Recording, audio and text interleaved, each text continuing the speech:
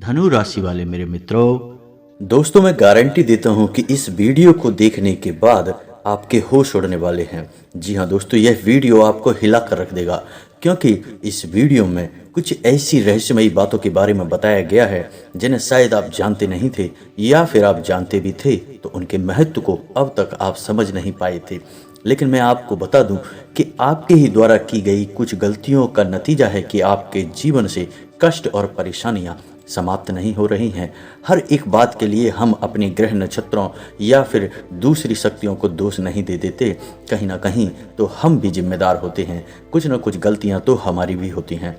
तो इसी क्रम में दोस्तों, आपके लिए यह वीडियो हमने बनाया है जिसमें हम आपको बताने जा रहे हैं ऐसी 5 बातें जो आपने किसी न किसी को बताई हैं, या यूं कहें कि वो आपकी गलती है जो आपने बार बार दोहराई है। जी हाँ दोस्तों, और आप अभी भी उस गलती को लगातार दोहराते चले जा रहे हैं। जब जब आपको ईश्वर किसी न किसी रूप में संकेत देते हैं, आपसे जुड़ने की कोशिश करते हैं, तो आप उन संकेतों को दूसरों को बता देते हैं और फिर होती है आपकी हानि और आपको नहीं मिल पाती ईश्वर की कृपा।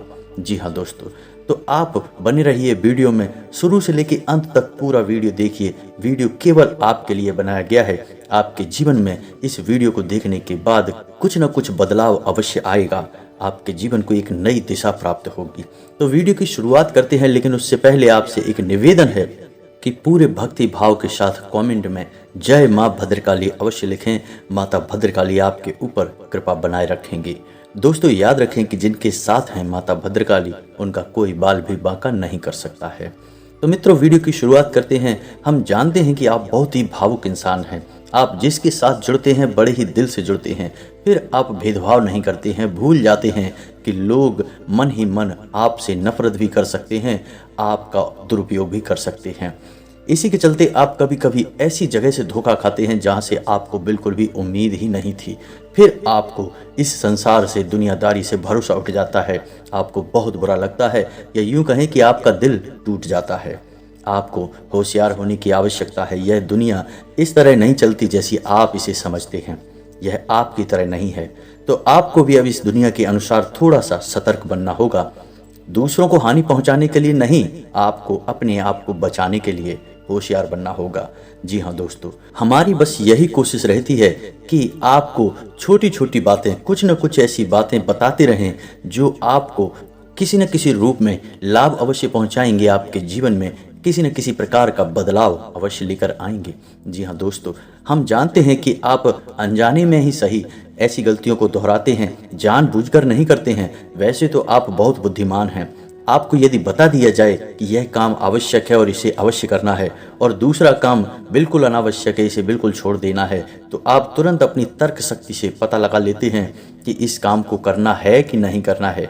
लेकिन अपनों के बीच पहुंचकर आप सारी बुद्धिमानी भूल जाते हैं। आपकी बुद्धिमानी धरी की धरी रह जाती है। दोस्तों, आप जानते हैं कि जो दुश्मन बाहर से आते हैं उनको तो हम बड़ी आसानी से पहचान जाते हैं, उनके लिए हम तैयारी भी कर लेते हैं। लेकिन उन दुश्मनों का क्या जो हमारे अपनों के बीच ही छुपे हैं और हमें उनके बारे में भनक तक नहीं है। और एक ना एक दिन जब समय आएगा, जब सही मौका होगा, तो वह दुश्मन घात करेगा और आपको चोट पहुंचाएगा।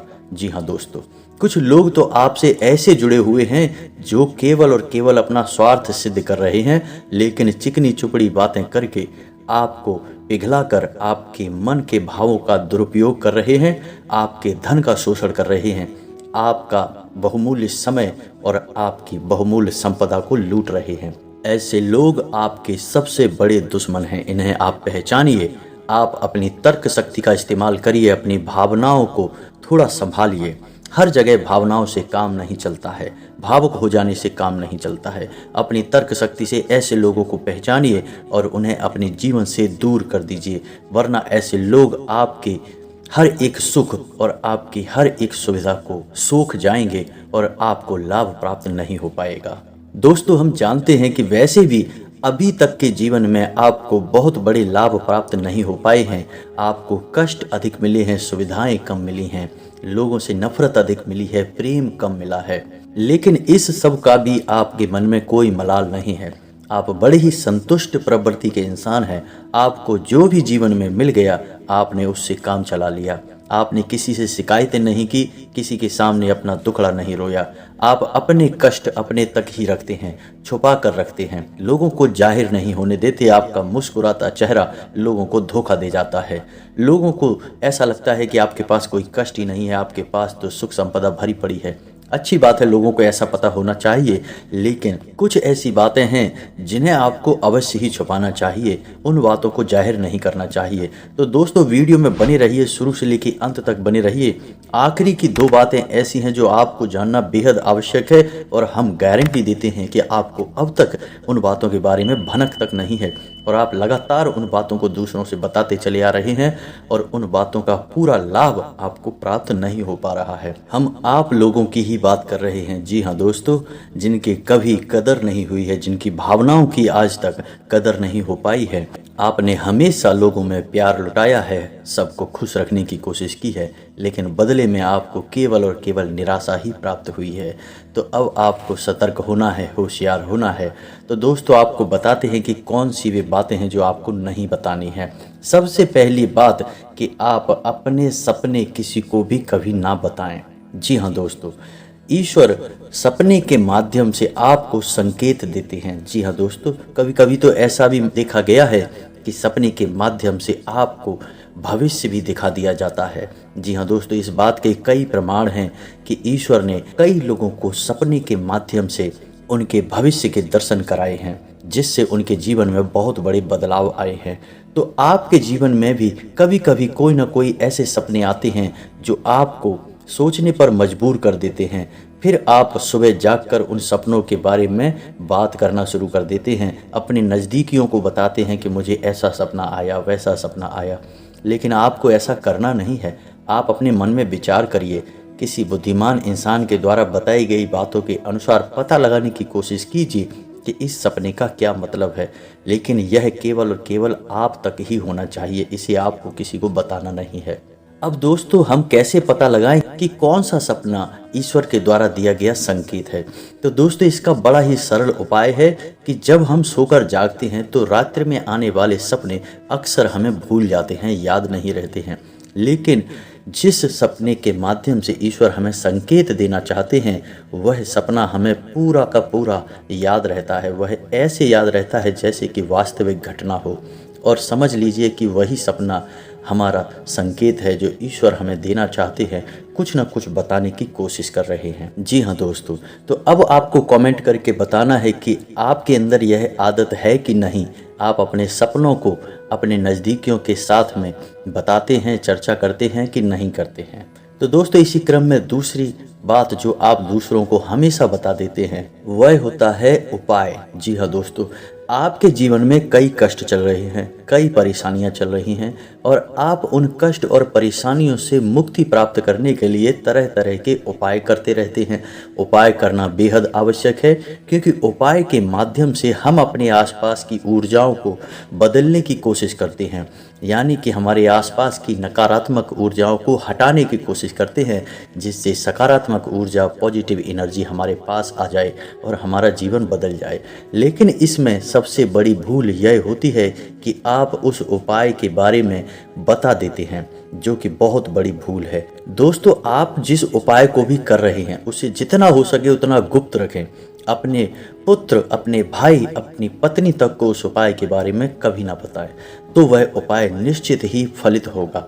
जी हाँ दोस्तों, आपने वह सुना ही होगा कि जोग जुगत और मंत्र उपाऊ फले तबई जब करे दुराऊ, यानी कि आप जितना ज़्यादा छुपाएंगे उतना ही ज़्यादा उसका परिणाम प्राप्त होगा। इसी क्रम में दोस्तों तीसरा है कि वह मंत्र या वह पूजा जो आप कर रहे हैं वह आप दूसरों को बता देते हैं। वैसे तो साधारण तौर पर हम सभी पूजा पाठ करते ही हैं, आप भी करते होंगे, लेकिन कभी कभी आप कुछ विशेष पूजा पाठ करने लगते हैं जो आपको किसी ने बताई है आपकी परेशानियों को दूर करने के लिए।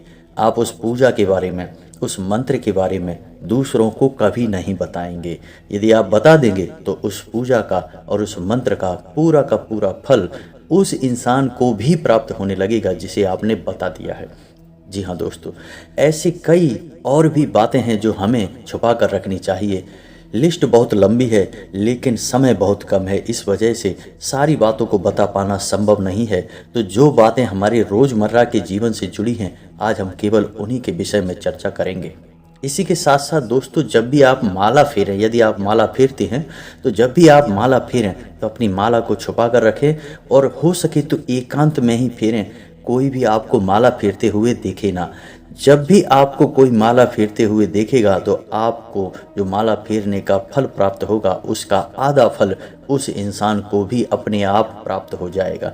यह विधि का विधान है दोस्तों, इसे कोई बदल नहीं सकता है। इसी क्रम में दोस्तों, चौथा है आप अपनी आमदनी, अपनी प्रॉफिट के बारे में लोगों को बता देते हैं। जी हाँ दोस्तों, वैसे तो आप छुपा कर ही रखते हैं, लेकिन कभी कभी आप जोश में आकर, जब चर्चाएं गर्म हो जाती हैं, लोग बातें करने लगते हैं, माहौल बन जाता है, तो आप जोश में आकर अपने पैसे के बारे में लोगों को बता देते हैं। यदि आपको फ़ायदा हो रहा है तो कभी जाहिर मत करिए किसी के सामने कि आपको फ़ायदा हो रहा है। इसका दुष्परिणाम यह है कि जब भी आप यह कहते हैं कि मुझे इतना फ़ायदा हो रहा है, या केवल आप इतना ही कह दें कि मेरे पास बहुत पैसा है या मुझे बहुत आमदनी हो रही है, पैसे की कोई दिक्कत नहीं है, तो ऐसा कहते ही हमारी लक्ष्मी का बंधन हो जाता है। जी हाँ दोस्तों, आध्यात्म में हम अपनी लक्ष्मी का बंधन स्वयं ही कर देते हैं। जाने अनजाने यह गलती हम कर देते हैं। वैसे तो लक्ष्मी का बंधन दूसरों के द्वारा ही किया जाता है, लेकिन जब कभी आप ऐसे शब्दों का प्रयोग करते हैं तो आप स्वयं ही लक्ष्मी का बंधन कर देते हैं। और जब लक्ष्मी का बंधन हो जाता है तो उसके बाद फिर लक्ष्मी आपके पास आने से कतराने लगती है, या यूं कहें कि आपकी आमदनी धीरे धीरे घटने लगती है। इस बात को आपने कई बार नोटिस भी किया होगा दोस्तों। जैसे ही आपने अपनी आमदनी के बारे में बखान करना शुरू किया, लोगों से खुलकर बात करनी शुरू करी, वैसे ही आपकी आमदनी पर इसका प्रभाव अवश्य पड़ता है।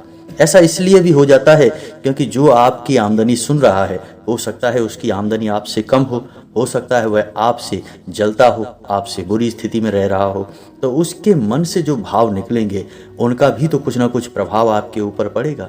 तो आपको अपनी इनकम, अपनी आमदनी के बारे में बिल्कुल चुप हो जाना है, किसी से कोई चर्चा नहीं करनी है दोस्तों। समय आने पर अपने आप चीज़ें दिखने लगती हैं, आपको दिखाने या जाहिर करने की आवश्यकता बिल्कुल भी नहीं है। जी हाँ दोस्तों, यह आपके अंदर एक कमी है, जिसे हम कह सकते हैं कि आप जोश में आकर कुछ ऐसी हरकतें कर जाते, कुछ ऐसी बातें बोल जाते हैं जिनके लिए बाद में फिर आपको भी पछताना पड़ता है। और दोस्तों, वीडियो के अंत में आपको पांचवा बताते हैं कि जब भी आप किसी देव स्थान पर जाने की तैयारी करते हैं, जैसे कोई तीर्थ स्थान वगैरह की आप तैयारी कर रहे हैं, जैसे आप वैष्णो देवी जाना चाहते हैं या कहीं और जाना चाहते हैं, तो आप उसकी लोगों से चर्चा करना शुरू कर देते हैं, जो कि बहुत ही गलत है। जी हाँ दोस्तों, यह गलती तो अक्सर लोग दोहराते हैं। मैंने देखा है कि लोग अक्सर दिव्य स्थानों पर, देव स्थानों पर जाते हैं और पहले ही उसका बखान करना शुरू कर देते हैं। जितना हो सके उतना गुप्त रखें कि आप कहाँ जा रहे हैं, किस स्थान पर जा रहे हैं। जब आप लौट कर आएंगे तो अपने आप लोगों को पता लग जाएगा, लेकिन जब आप जा रहे हैं उस समय आप बिल्कुल भी चर्चा ना करें। इसीलिए तो दिव्य स्थानों पर मौजूद ऊर्जाओं का प्रभाव आपके ऊपर नहीं पड़ता है। आप देखते होंगे कि लोग तमाम तीर्थ स्थानों पर घूम रहे हैं, तमाम देव स्थानों के दर्शन कर रहे हैं, तब भी पीड़ित हैं, तब भी परेशान हैं, उन्हें कोई लाभ प्राप्त नहीं हो रहे हैं। तो इसका मतलब यह तो नहीं कि देव स्थानों पर दैवी शक्तियां नहीं हैं, उनके असर नहीं होते, प्रभाव नहीं होते। इसका मतलब यह है कि आप पहले ही गलती करके आ गए हैं। आप जिन जिन लोगों को बता कर आए हैं, जिन जिन लोगों को पता है कि आप किस देव स्थान पर जा रहे हैं, उन लोगों को भी आपके पुण्य का फल बट जाएगा। तो समझिए कि आपने अपना फल कितने लोगों को पहले ही बांट दिया। तो आपको यह गलती बिल्कुल भी नहीं करनी है। जी हाँ दोस्तों, और भी कई छोटी छोटी बातें हैं जो आपको किसी को बतानी नहीं है, जैसे कि आप किस समय पूजा पाठ करते हैं, आप किस देवी या देवता की पूजा करते हैं, आप किस दिन व्रत रहते हैं, वगैरह वगैरह। अपने आप लोगों को यदि पता चल जाता है तो कोई समस्या नहीं है, लेकिन अपनी तरफ से आपको ऐसी बातें नहीं बतानी है। तो दोस्तों, अब आपको कमेंट करके बताना है कि आप इनमें से कौन सी गलतियां लगातार दोहराते चले आ रहे हैं।